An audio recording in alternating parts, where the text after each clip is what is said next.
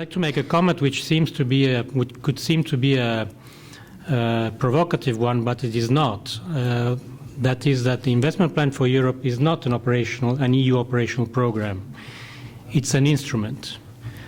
And there is no blame to make if a country is not fast enough or eventually will not at all use the plan.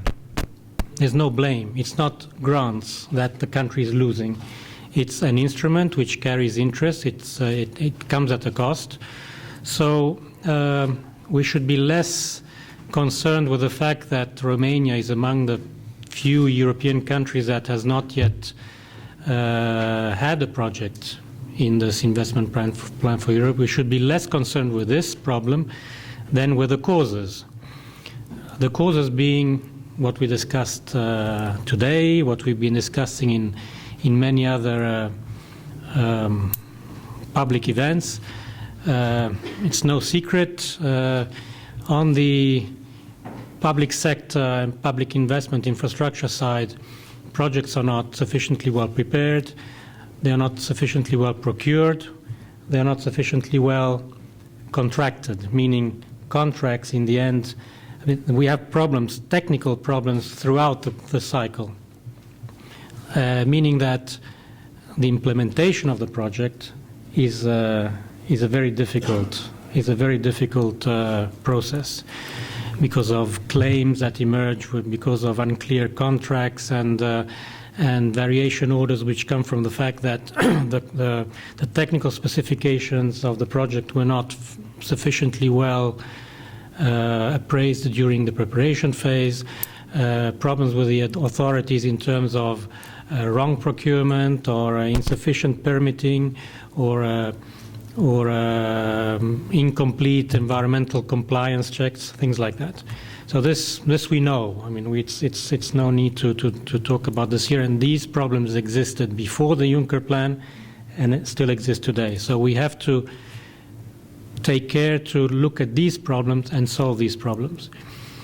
On the private sector side, when it comes to SMEs, Romanian SMEs, my feeling, my belief is that the sector suffers from its own problem, which is the weak entrepreneurship which this country has. In some sectors, this is being completely overcome.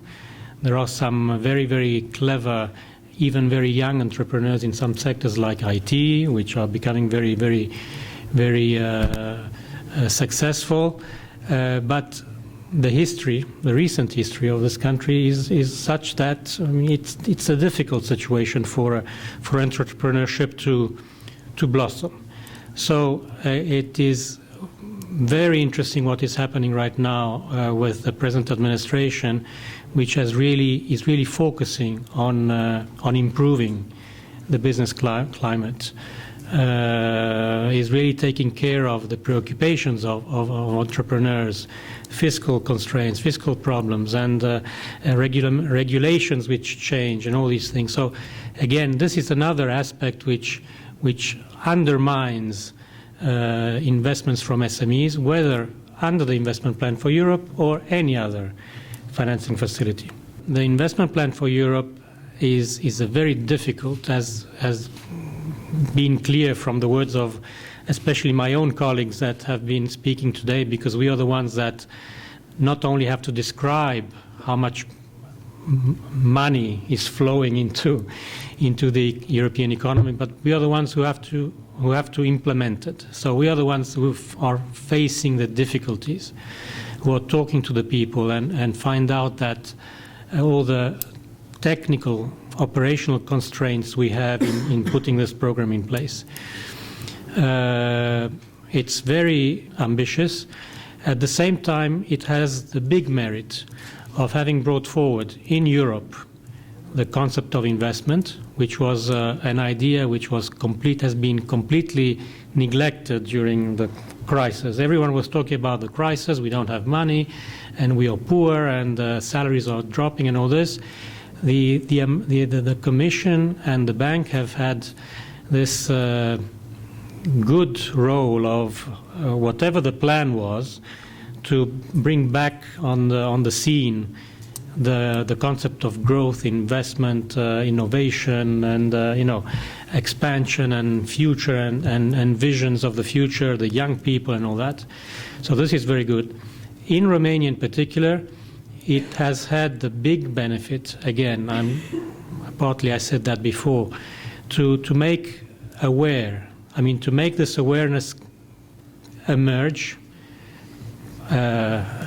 forcefully, and to emerge and stick on the table of the administration, meaning we need to do something about the weak investment in large infrastructure, and we need to do something about the constraints that are affecting the business environment. And so we are tackling the causes of the weaknesses of the system. And this in itself is a very, very interesting result, and it's already a success of the investment plan for Europe, even if we don't have any financing to date. The other point I wanted to make is that the investment plan for Europe is not a plan to, and this again was said this morning, to recover from drawers and cupboards in ministries or industrial conglomerates or SMEs, investment plans which had been rejected because we're not well prepared, because they were lousy, or because the promoter of the project or the investor or the administration or the local authority had not prepared something worthwhile. The plan is not meant to resuscitate that kind of investment in the form that it was abandoned. It could have been a good investment, but it was not brought to the capital markets with sufficiently strong justification. The investment plan, on the contrary, is a sophisticated instrument which has to focus on good projects, and therefore its investment plan is not a shortcut. It's on the contrary a means to do better what has not done sufficiently well in the past.